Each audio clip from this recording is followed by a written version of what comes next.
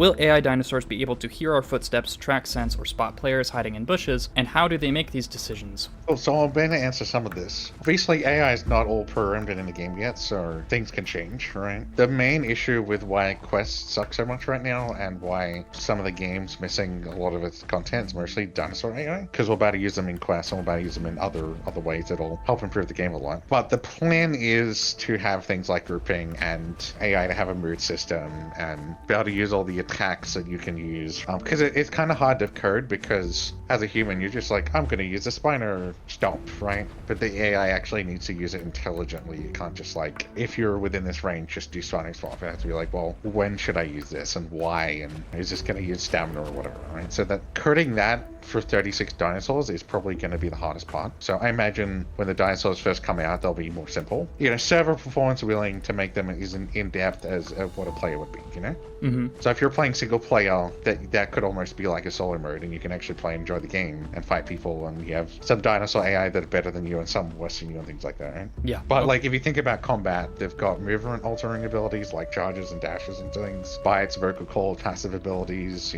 trample. Oh yeah. Like the kits can be so if you complex. think about how complicated it is to code, like when should an AI trample you versus give you a friendly call? You know what I mean? And when should it, instead of trying to bite you, predict where you're going to go and bite you there and stuff like that, right? Like that's insanely complicated, and that's the reason why we don't have AI dinosaurs yet. Mm-hmm. Like I don't envy the person who has to code this stuff in, because it's insanely complicated, and there's probably going to be interesting bugs. Oh man, I can't wait to abuse the crap out of those.